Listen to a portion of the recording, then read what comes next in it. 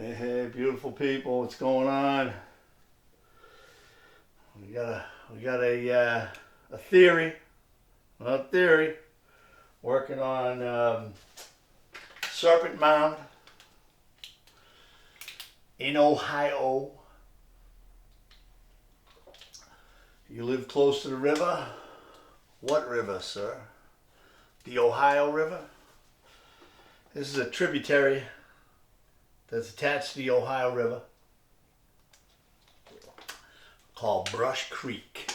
And at the end of this video, we're going to show, for the end of the video, we're going to show that the Serpent Mound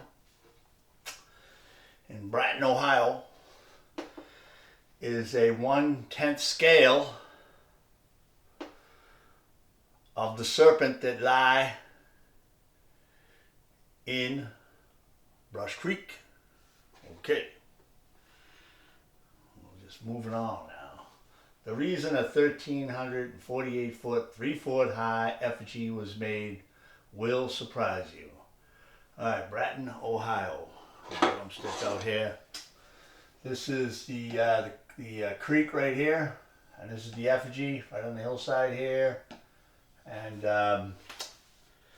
you'll see some amazing realizations that basically people have been staring at for quite some time. I'm Captain Obvious. That's what I do. I bring it out with the moon, the pyramids. You guys know my work, right? I don't have to introduce myself. I'm a man of, you know what. Okay, the Great Serpent Mound is a 1,348 foot long, 411 meter, coiled up snake. That's not. It's the length of the whole effigy, not the, the linear length of the effigy, not the total length of the site. Okay. Okay, so it's 3 foot high, prehistoric effigy on the plateau of the Serpent Mound crater along Ohio Brush Creek. It was a volcanic crater or meteorite or crater, who knows.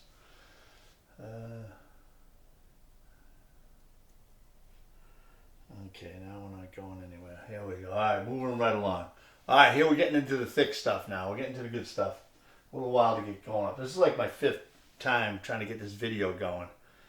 So hopefully I don't forget stuff, you know what I mean? Anyways, what we're making a comparison to is this and this. This is the effigy. This is the proverbial serpent with the egg. I'm going to show you an egg up above where this, where this island is. It splits the creek, Brush Creek, okay? And the association of this are one of the same. So essentially, this effigy is, like I said earlier, it's a 1/10 scale of an actual shape and function of the river. Not the river, the creek. Here's the effigy. A lot of thanks out for the archaeologists, the Native Americans that kept this place alive, researchers, writers, tourists, anybody that's kept this thing going, because it was on its way out, ready to be blown into dust, into oblivion, and never to be seen again. Okay, here is the proverbial split in the river, right here, which I showed you earlier. And what is of paramount importance are these little, it's almost like a bow tie. What I'm going to show you is this is hydrology. This is what we call damming technology, ancient damming technology. And the other thing that's of primary importance is the burial mound right here, which I'm going to show you lie at the end of the river of this particular scale. All right. So, and the other thing is of primary importance is this coil. This coil right here in the river represents the location of something important, whether it be just an artesian well, a spring-fed part of the creek. Keep saying river. I just can't get used to the creek, Anyways, so if you hear me say river, I mean Brush Creek. I had some good coffee this morning, so every once in a while the caffeine levels get up there. Alright, here we are again. I'm just going to show you a bunch of ancient, old drawings here. And some of them are different linearity, different size, different shapes. But what's of paramount importance is these shapes right here are still evident in the river up to here.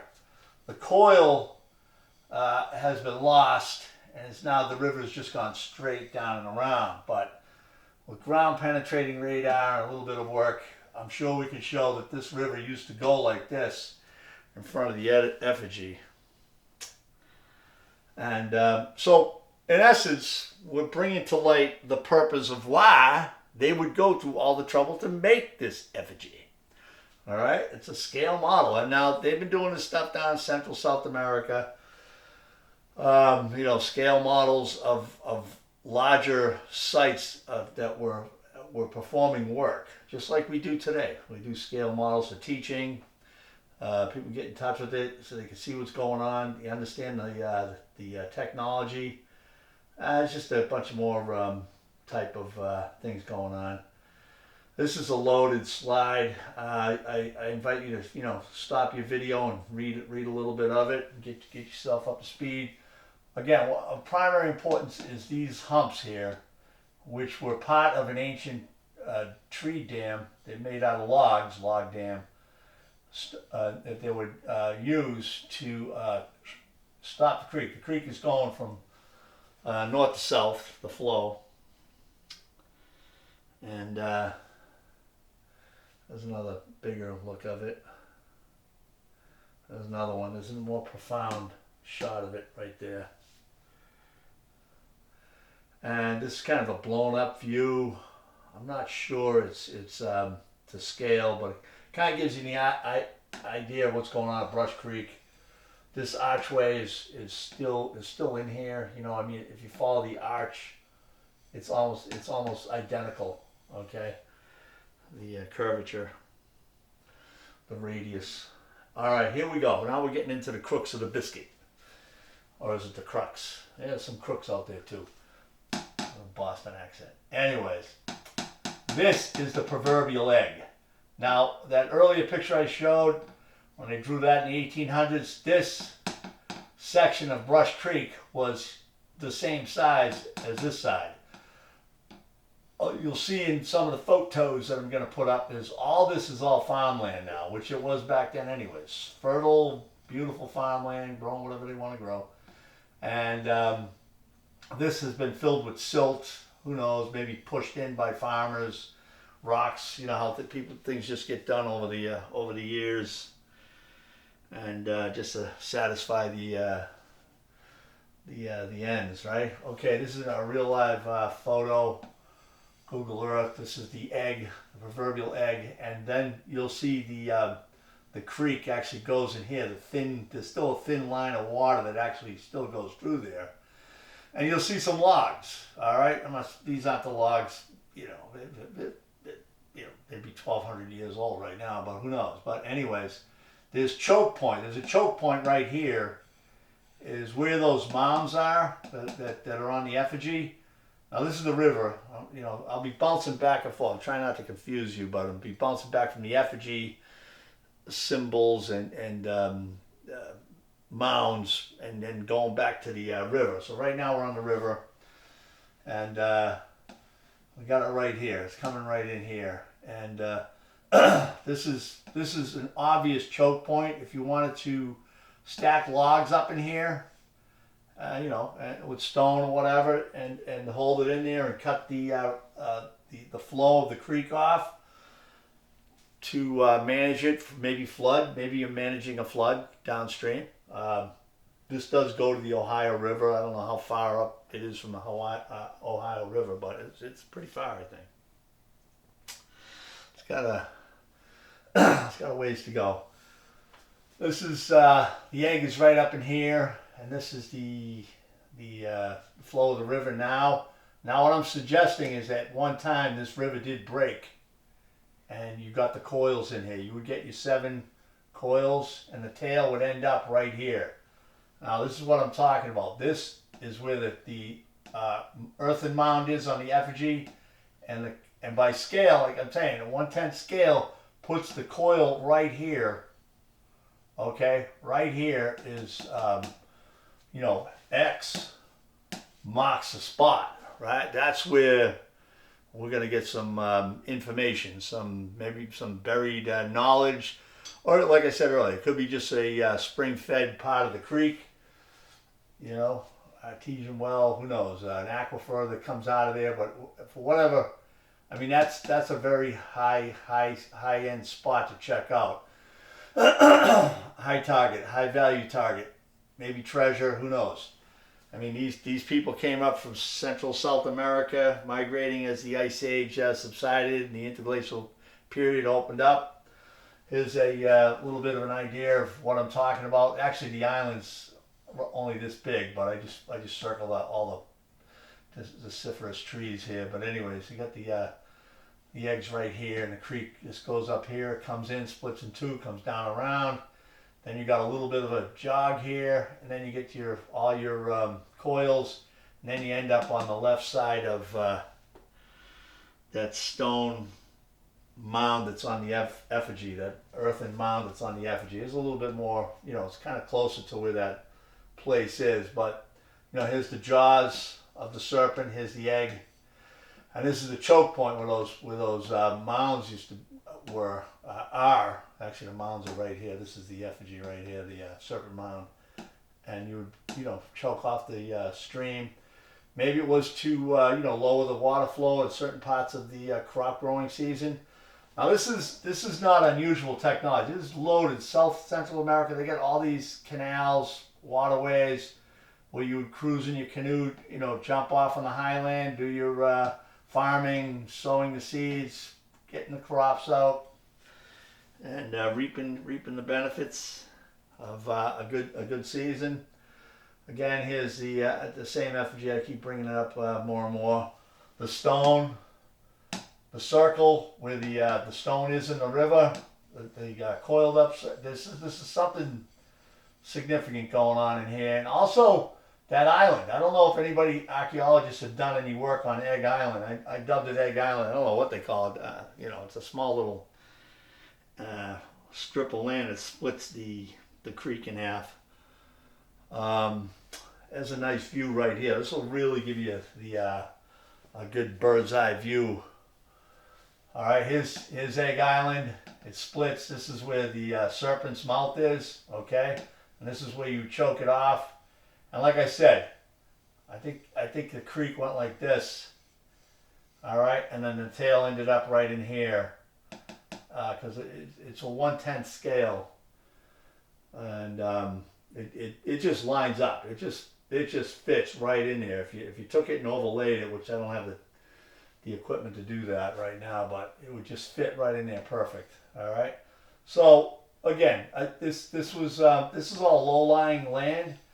You know, maybe a foot high, but you could have like you know, gullies coming off of this river, because these are the rivers not the river. This is part of Brush Creek is going to get loaded up, and you could have like, there's a gully coming off of the Serpent itself right outside here, so they might have, you know, redirected the water to the low-lying land to do whatever it is they were doing on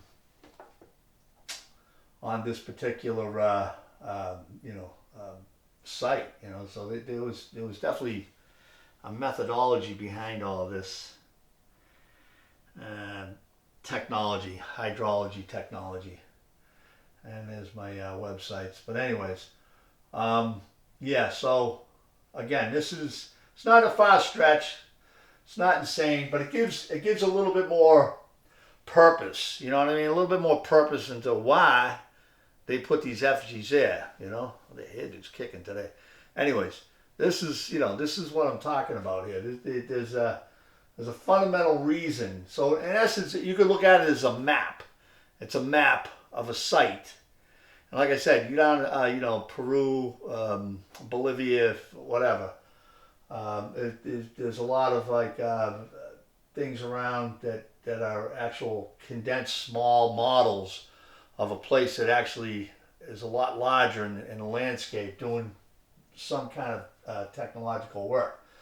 And I think that's about it, really. I mean, I can't really throw too much out. I mean, the amount of work researchers, archaeologists have done in this on this site is just astounding. Like you could be reading for a year straight, 8, 10, 12 hours straight, and still find more stuff to read after 365 days. It's just an amazing cache of information, drawings, excavating, archaeology, digging, dating, you name it. So hats off to all you people. Hope I'm not pissing off anybody or insulting anybody, but I'm just this to me is just it's so apparent. It almost looks like the Egyptian ankh. I don't want to go there, but maybe that's where the ankh came from. The ankh came from Serpent Mound. This is the home of where the flying saucers are buried. Anyways, you can see the obvious split. It's right there. I mean, it doesn't get any more obvious than that, and it comes down and flows into the river. And I think that's about it. You guys got any comments, or suggestions, ideas? I know there's probably a lot of you've already been here and checked this place out, but it's about it. That's all I have to offer. Just throwing out a theory on it. It fits. Yeah. You gotta believe that the river is a serpent, but for the most part, if you look at the tip of the egg, the northern part of the egg, to the southern part of the river, the geometry lines up perfectly. Like right before the first coil, it's like the arch, the geometry, everything is like spot on. And if you bump it up to a 1/10 scale, it fits right in there. And like I said, it's not that much. If you can choke off the off the creek, you can do your spirals, do your canals, whatever you want to do, and plant your crops and manage the water flow to for the agriculture that you're investing in. So, anyways, if you got any thoughts, ideas, comments, load them up, throw them on the website, share this stuff. Trying to get some other stuff coming down the pike or coming down the creek. Hopefully we find that paddle before we get down this creek. And I hope to go kayaking another couple of weeks or before the winter hits. Out here and boots on the ground and do some investigating. I'll let you guys know where I'm going so you guys can show up. We can all camp out, whatever. Go kayaking, have a sandwich. All right, salad, some fruit. All right, peace out, people. Share, subscribe.